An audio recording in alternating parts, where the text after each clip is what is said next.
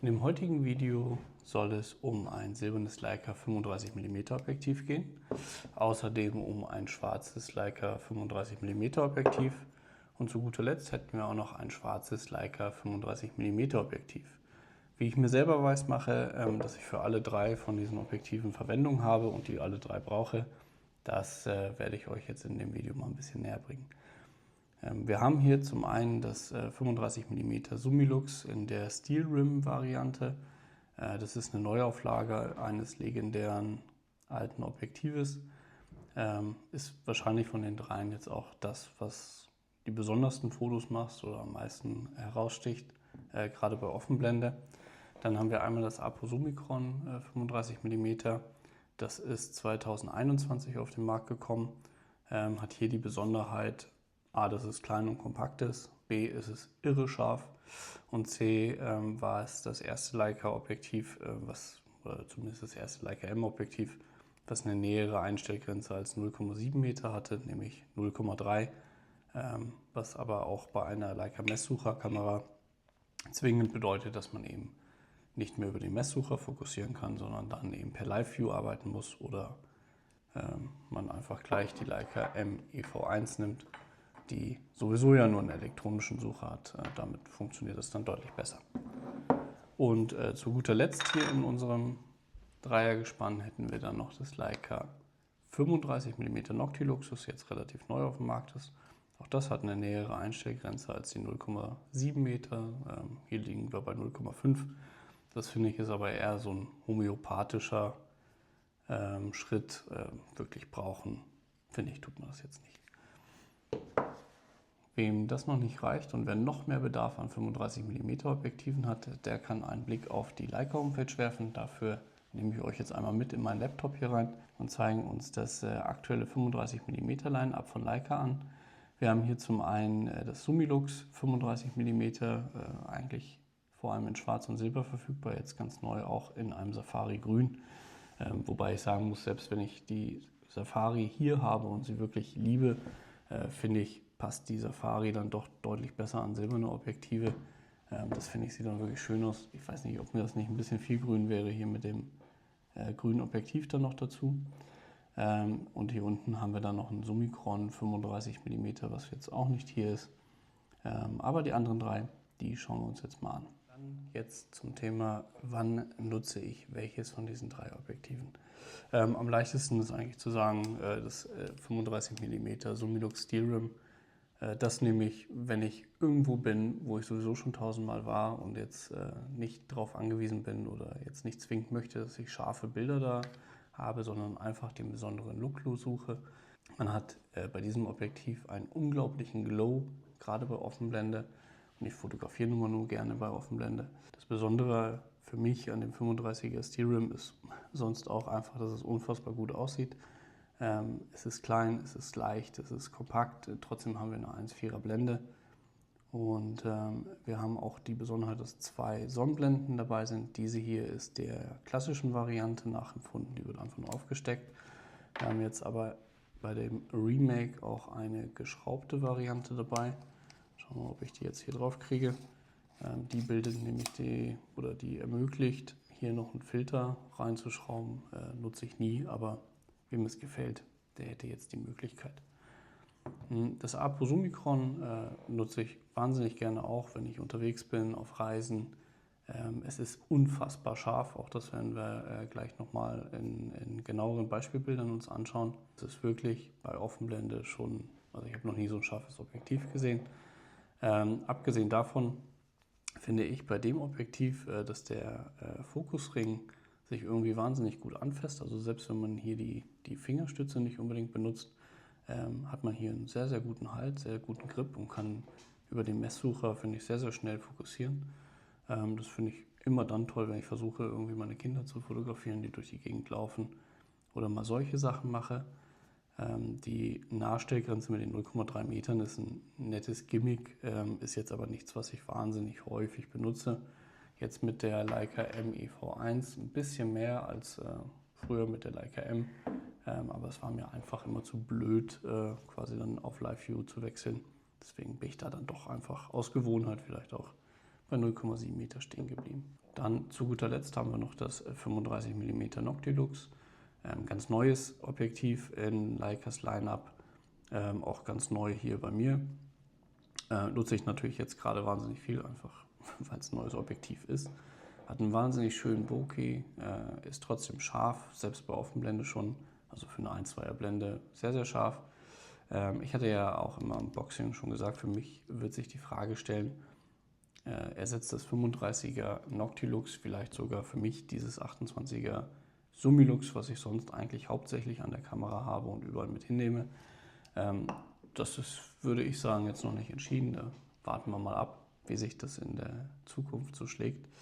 Aber bis jetzt würde ich sagen, ist das ein Head-to-Head-Rennen und wir schauen mal, wie es sich ergibt.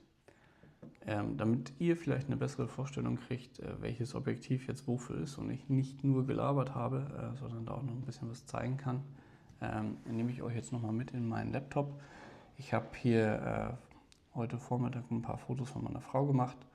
Das ist immer bei Offenblende des jeweiligen Objektives gemacht. Das hier ist das Noctilux in Rot. In Gelb haben wir das Apo Summicron und wir haben einmal das Summilux 35 Steel Rim. Das erste Foto, wie gesagt, immer bei Offenblende, das zweite bei Blende 2, das dritte bei Blende 4. Weiter abblenden, finde ich, ist ein Verbrechen, deswegen zeige ich es hier auch gar nicht erst. Aber das darf natürlich jeder machen, so wie er will. Ich tue es halt nicht. Fangen wir mal an mit dem 35 mm Noctilux. Wir haben hier das Foto mit Offenblende, sehen das wahnsinnig schöne cremige Bokeh, haben aber trotzdem, wenn wir jetzt auf 100% ranzoomen, eine schöne Schärfe hier auf den Augen. Ganz leichte Unschärfe ist natürlich jetzt normal bei der dünnen tiefen Ebene, aber das ändert sich dann direkt, wenn wir auf Blende 2 gehen. Hier nimmt die Schärfe auf den Augen nochmal deutlich zu. Ich gehe nochmal zurück auf 1,2, sieht man hier recht deutlich. Und klar, bei Blende 4 ist dann aber auch so ein bisschen das schöne Bokeh dahin. Deswegen, wie gesagt, kein Fan davon. Wie gesagt, der absolute Wahnsinn für mich persönlich. Wir sind jetzt beim Apo Summicron 35 mm, wieder bei Offenblende. Und wenn man sich hier die Schärfe anguckt, finde ich wirklich Wahnsinn, wie detailreich. Nochmal schärfer auch im direkten Vergleich als jetzt das 35 mm Noctilux bei Blende 2.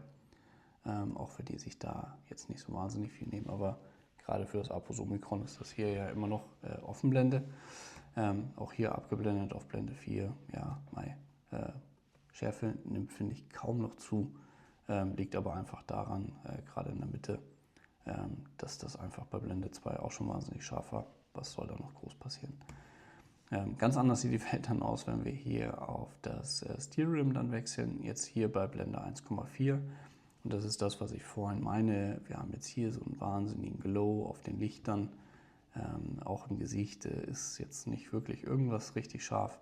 Aber hier die Reflexionen im Licht, das gibt einfach so einen coolen Glow. Hat kein anderes Objektiv, was ich mein eigen nenne. Wenn man hier jetzt auf Blende 2 abblendet, ist dieser Glow fast komplett weg. Da ist dann nicht mehr viel.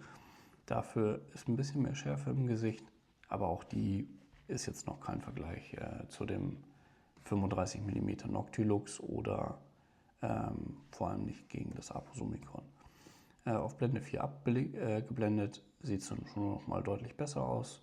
Jetzt ist die Schärfe eigentlich komplett da, mehr oder weniger wie bei einem modernen Objektiv. Dafür ist der Glow komplett weg. Also da ist eigentlich so der besondere Faktor, den das Objektiv hat, eigentlich verschwunden. Heißt aber, finde ich, für mich im Umkehrschluss auch, dass wenn man jetzt wirklich mal nur mit dem 35er Summilux unterwegs ist, dass man halt immer die Möglichkeit hat, einfach ein bisschen abzublenden und dann trotzdem scharfe Bilder kriegt, falls man jetzt Bedarf danach hätte. Aber ich finde, das, was das Objektiv kann, das, was es auszeichnet, das macht es halt eben bei Blende 1,4. Zurück in den Laptop. Wir haben hier jetzt nochmal einfach eine andere Position, ein bisschen weiter vom Model meiner Frau entfernt, dass man einfach nochmal den Unterschied sieht, wenn man nicht ganz so nah dran ist am Objekt. Auch hier kommt der Glow wieder richtig schön raus bei Offenblende. Aber klar, die Schärfe ist nicht wirklich da. abgeblendet auf Blende 2. Schaut es dann schon wieder besser aus. Bei Blende 4 ist der Glow weg, die Schärfe dafür da. Wie gesagt, nichts Neues. Hier ist jetzt wieder das Aposomikron bei Blende 2. Auch hier trotz der größeren Entfernung einfach gestochen scharf. Da macht Abblenden jetzt, wenn man es nicht wegen der Tiefenschärfe irgendwie brauchen würde, aus meiner Sicht überhaupt keinen Sinn. Schärfentechnisch tut sich dann nämlich gegen Blende 4 auch nicht wirklich viel. Anders sieht es dann wieder beim Noctilux aus. Hier bei Blende 1,2 und das sind eigentlich so die Bilder, wie ich sie am liebsten mag. Cremiger Hintergrund. Meine Frau poppt hier so richtig schön aus dem Bild raus. Gefällt mir sehr, sehr gut. Verschwindet so ein bisschen, wenn wir auf Blende 2 abblenden. Dafür haben wir nochmal ein bisschen mehr Schärfe. Gerade hier auf dem Backen, von den Augen weg. Ist die da nicht so hundertprozentig da oder sie liegt halt einfach da schon in der Unschärfe. Wenn wir auf Blende 4 abblenden, ja, Schärfe ist nach wie vor da, aber unser schöner cremiger Hintergrund ist dann eigentlich weg. Tja, wie seht ihr das? Sind zu viele 35 mm Objektive? Sollte ich eins, mehrere oder am besten gleich ganz alle verkaufen? Oder habt ihr auch von der gleichen Brennweite teils mehrere Objektive, weil ihr sie einfach nach Lust und Laune nutzt? Ich finde es einfach schön, dass ich, wenn ich mich auf den Weg mache, irgendwo hinfahre, mir überlegen kann, was möchte ich heute mitnehmen, welches Objektiv, worauf habe ich Lust. Irgendwie haben sie für mich auch alle einen anderen Charakter. Gerade beim Summilux nicht zu übersehen, aber auch das Aposomikron und das Noctilux sind dann doch irgendwie eigen und anders zu benutzen, fühlen sich anders an. Ich hoffe, das Video war einigermaßen informativ für euch, hat vielleicht dem einen oder anderen was gebracht. Und damit verabschiede ich mich dann auch bis zum nächsten Mal. Ciao. Beziehungsweise tschüss. Wir waren ja letzte Woche erst in Hamburg. Bis dann. Tschüss.